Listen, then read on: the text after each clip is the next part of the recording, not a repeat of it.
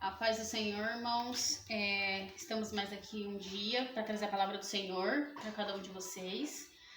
E o tema de hoje é a esperança em Deus, né?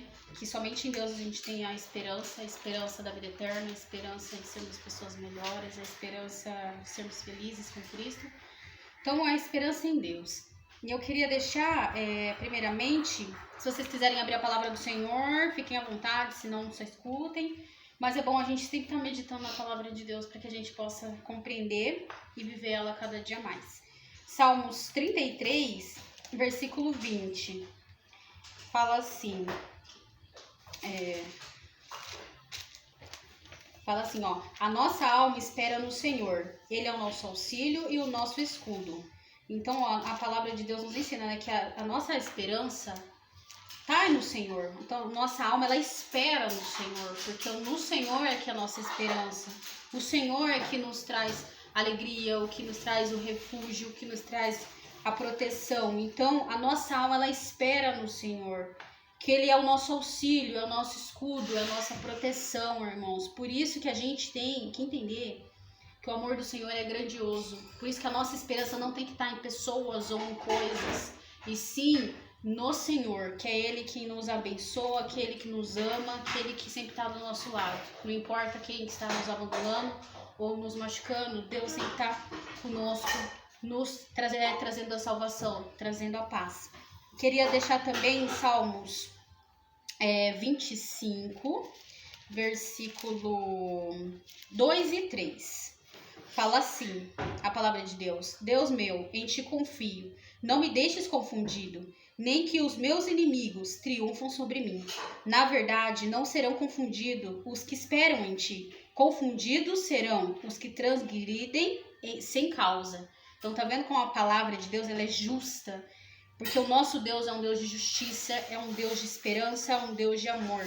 Então, irmãos, aqueles que esperam no Senhor jamais não serão confundidos. Mas aquelas pessoas que tratam a gente mal, as pessoas que fazem as coisas por detrás da gente e querem nos prejudicar, elas sim, serão confundidos.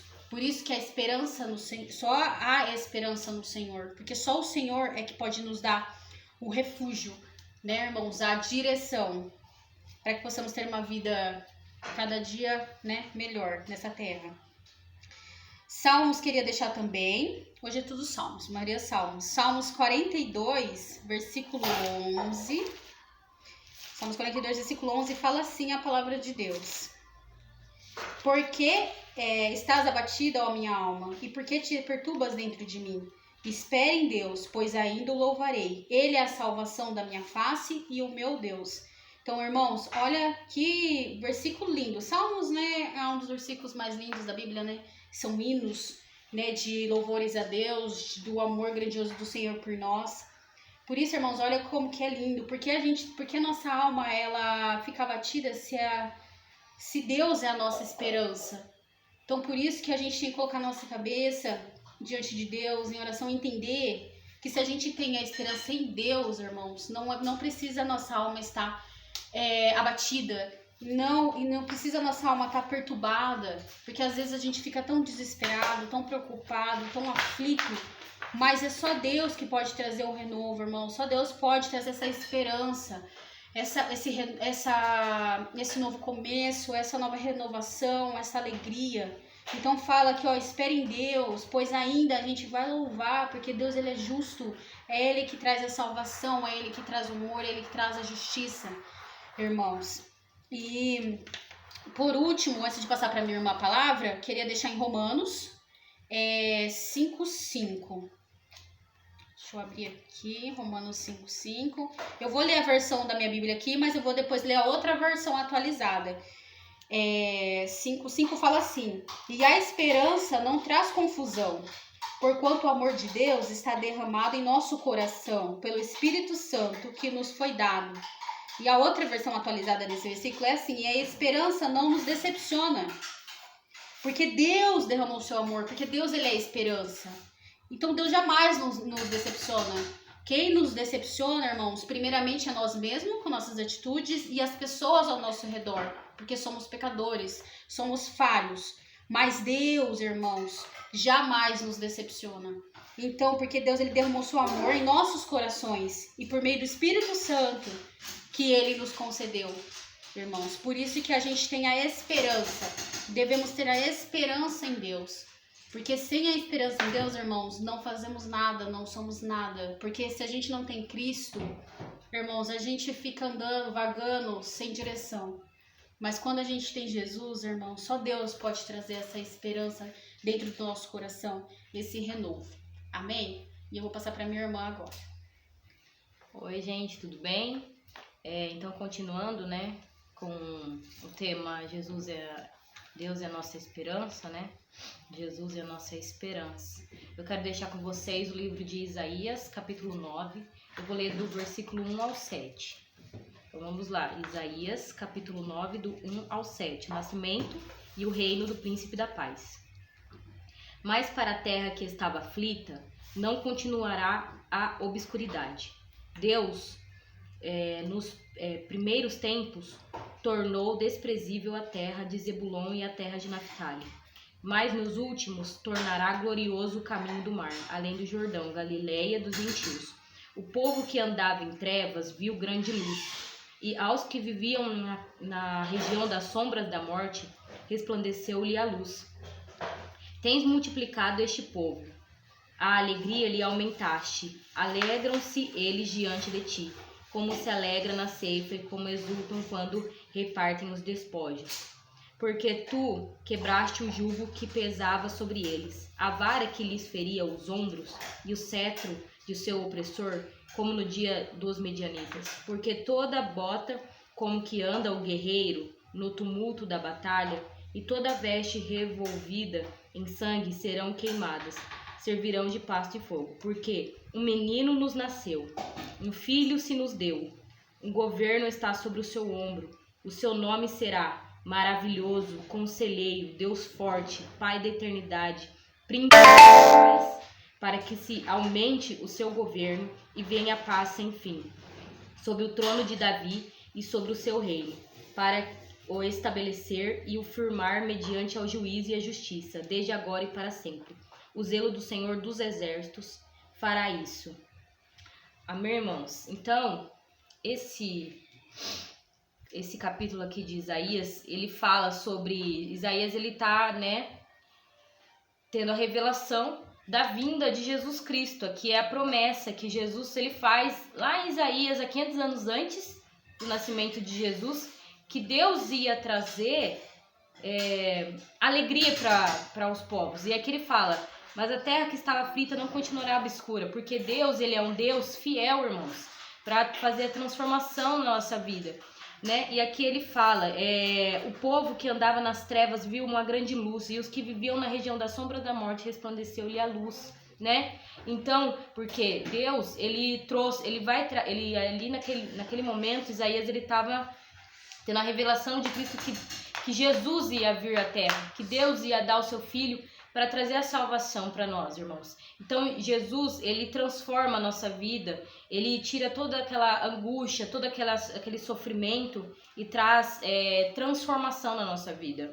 E aqui ele fala, porque vai trazer alegria, por quê? Porque um menino nasceu, um filho nos deu, um governo sobre ele está nos seus ombros, E ele será chamado Maravilhoso, Conselheiro, Pai da Eternidade, Príncipe da Paz, Então aqui está falando sobre Jesus, Que ele viria para trazer salvação para o seu povo, Então aquilo que estava perdido, aquilo que às vezes a gente acha que está perdido na nossa vida, irmãos, Deus ele tem uma transformação na nossa vida. Tudo ele tem um tempo determinado na nossa vida.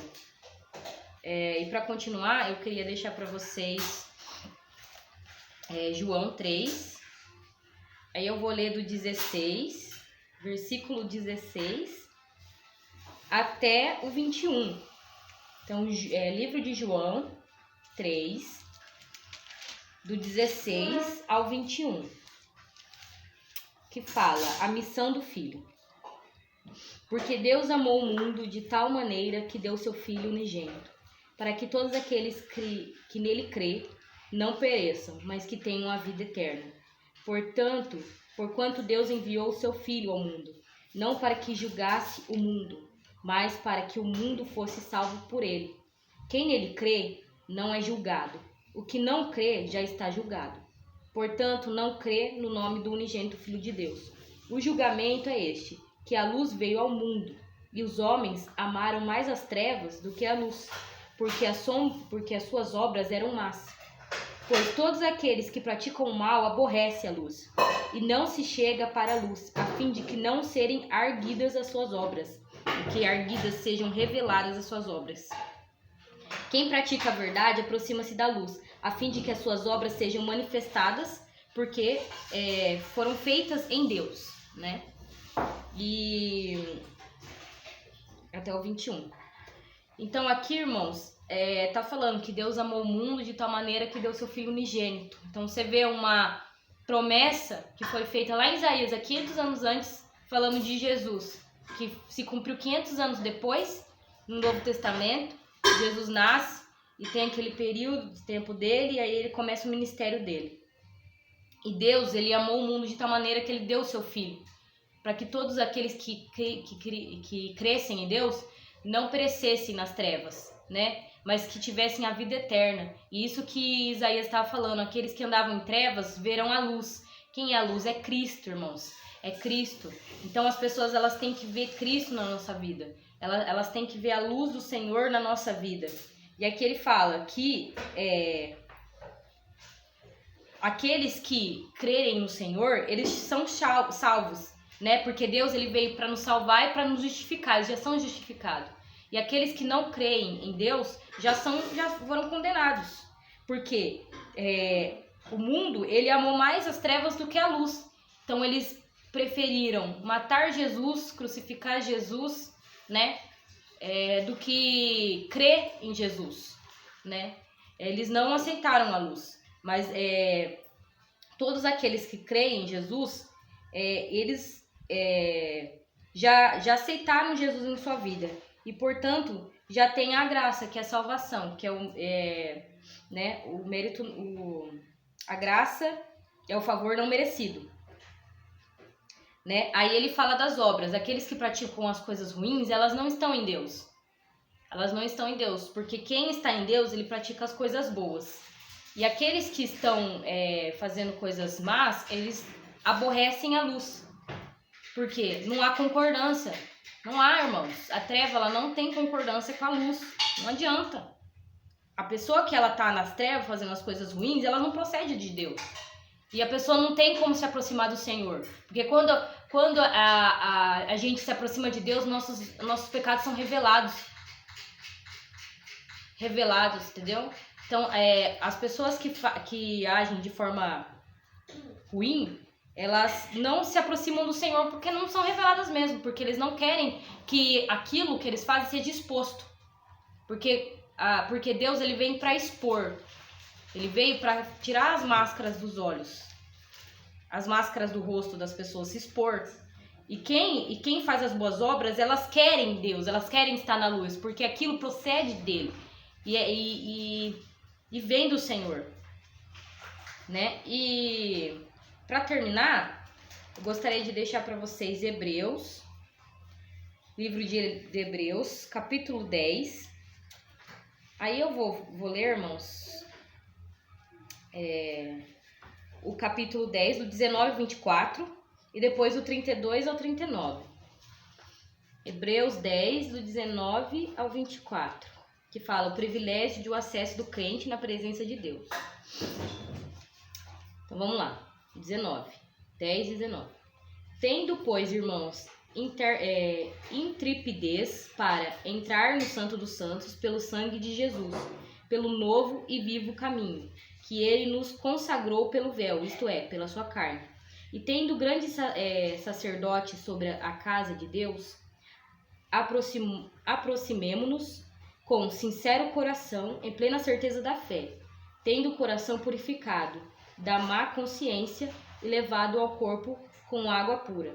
Guardamos firme a confissão da esperança, sem vacilar, pois quem fez a promessa é fiel. Consideremo-nos tanto bem uns aos outros, para nos estimularmos no amor e nas boas obras. Agora eu vou ler o 24 e 32. Vou ler agora do 32 ao 39. Que fala sobre o apelo para o passado e recompensa não tarda. Lembrai-vos, porém, dos dias anteriores, em que, depois de iluminados, sustentastes grande luta e sofrimento.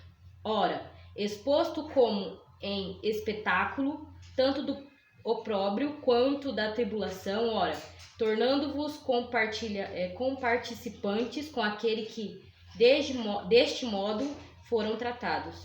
Porque não somente vos compadecestes dos escarnecedores, como também aceitaste com alegria o espólito dos vossos bens, tendo ciência de possuirdes vós mesmo patrimônio superior e durável.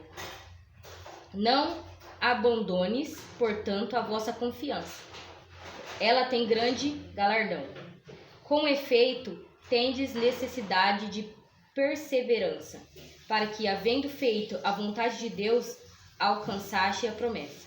Porque ainda dentro de um pouco tempo, aquele que vem virá e não tardará. Todavia, o meu justo viverá pela fé. E, se retroceder nele, não se compraz a minha alma. Nós, porém, não somos do que retrocedem para a perdição. Somos, entretanto, da fé para conservação da alma.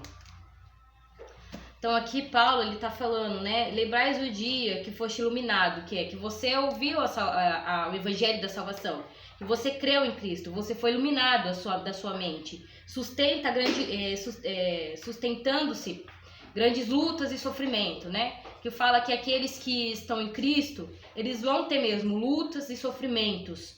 Ora, exposto como um espetáculo, tanto do próprio quanto da tribulação. Ora, tornando-se comparticipantes com aquele que deste modo foram tratados, né? Então, porque não somente vos compadeces dos escarnecedores, como também aceitaste com alegria o espólio dos vossos bens, em ciência do possuir de vós patrimônio superior e durável. Aqui ele está falando de Jesus Cristo, né? É que ele também, quando você recebe a Cristo, você reconhece Cristo na sua vida, você se torna participante, né, da promessa, né, da salvação, né? Não abandones, portanto, a vossa confiança. Ela tem um grande galardão, né? Então a gente tem que confiar em Deus, tem que ter fé em Deus.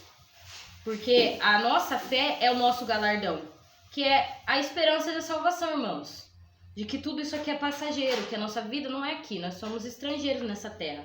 Um efeito tem necessidade de perseverança, para que, havendo feito a vontade de Deus, alcance a promessa. Então, nós temos que ser perseverantes. E aqui Paulo ele fala, né? Não somos do que retrocede, mas do que avança, né? Porque aqueles que são de Cristo, eles não voltam para trás. Eles não voltam a praticar as mesmas coisas. Eles não voltam para ter a vida que eles estavam tendo. Eles têm uma mudança de vida. Eles têm uma mudança, uma transformação, aqueles que estão em Deus. Aqueles que não estão em Deus, eles não têm isso. Mas aqueles que permanecem em Cristo, eles têm essa transformação. Então temos que ter fé em Cristo Jesus. Que Deus é a nossa esperança. Deus é que vai estar lutando essa luta por nós, né? Porque nós vamos passar por lutas mesmo e por sofrimento, porque isso já foi falado por Cristo Jesus. Na nossa vida a gente não vai ter, não vai ser mil maravilhas como muitos pregam por aí. Que quem você reconhece Jesus na sua vida, vai tudo mudar, você vai ficar maravilhoso, você vai ser rico, você vai ter tudo. Isso não existe, irmãos. Isso não é bíblico, isso não é no evangelho. Isso não é evangelho, é o evangelho de Cristo. Aqui Jesus Cristo ele fala, vocês vão passar nesse mundo muitas aflições, mas tem de bom ânimo, porque eu venci, vocês também vencerão. Então Jesus Cristo não está falando aqui que a gente vai ser rico, que a gente vai ser todo dia feliz, que vai dar tudo certo, maravilhoso, que não vai acontecer nada com a nossa vida. Não, Jesus não fala isso aqui, irmãos. Isso é antibíblico. Jesus não fala isso. A gente vai passar por luta, vai passar por sofrimento, porque quem aceita Cristo na sua vida, ele vai de conta com em contrapartida do mundo. Entendeu? O que eles acham que é certo, pra gente não é. Pra eles, nós somos loucos. Nós estamos andando na contramão do mundo. Se você tá andando com o mundo ali, na mesma vibe do mundo, irmão, você não tem nada de Cristo. Porque aqui na própria palavra fala, aquele que pratica as más obras, ele aborrece a luz. Não tem concordância, não tem comunhão, não adianta. Não adianta, irmão. Se a gente tem o Espírito Santo na nossa vida, a gente tem que fazer por onde? A gente tem que dar o fruto do Espírito. Se não tá dando, é porque, irmãos? Cadê a mudança de vida? Cadê? Por isso que as coisas não é fácil pro cristão. Porque ele vai passar por luta, porque vai ter perseguição. Porque algo é de diferente. As pessoas, elas não aceitam quando algo é diferente ali. Quando algo vai contra as coisas deles. Quando alguma coisa vai contra a sua vontade, você fica feliz, alegre? Você não vai ficar. Por isso que a gente vai passar por lutas, por dificuldades. Porque a luz, ela não tem comunhão com as trevas, não adianta. Entendeu? Tudo ali vai ser contra as coisas do mundo. Então, isso, a gente vai passar mesmo por essas lutas, por essa perseguição. Mas o Paulo tá falando, tem de bom ânimo, seja firme. Continua, tenha fé. Porque o nosso galardão não é aqui. É com Cristo, irmãos. Nosso galardão não é aqui. Entendeu? Então a gente tem que ter fé, esperança. Que tudo vai mudar, tudo vai dar certo. Mas em Cristo Jesus. Né? Mas aqui, Deus ele veio para trazer a salvação para o mundo. Ele veio para trazer a salvação para o mundo. Por isso que a gente aqui nessa terra como cristão, a gente não vai... A gente vai ter lutas, vai ter sofrimento, vai ter dias bons, vai ter dias ruins. Não vai ser mil maravilhas, como muitos pregam por aí. A maravilha nossa esperança é lá no céu, irmãos. Né? Nosso alvo é Cristo, não é aqui na terra. Não é viver no luxo aqui na terra. Não é desfrutar de tudo aqui na terra. Porque aí o nosso galardão vai ser tudo aqui. Chegar lá no céu não vai ter nada, porque você já recebeu tudo aqui na terra. Essa é a questão. Isso tá na Bíblia, isso é bíblico. Lê lá em Mateus. Vocês vão perceber que o Evangelho de Cristo é renúncia. O Evangelho de Cristo é mudança de vida. Mas é uma renúncia completa, uma renúncia constante da nossa luta com o nosso espírito e com a nossa carne. Porque o espírito está pronto, mas a carne não. Então a gente está em constante luta com nós mesmos, constante luta com as adversidades do mundo, né? Até a volta de Cristo. Mas nós temos que estar com a nossa esperança em Deus. Porque só Deus pode mudar a nossa situação. Só Deus pode fazer, irmão. Então é isso que eu queria deixar para vocês hoje. Que Deus tenha falado com vocês.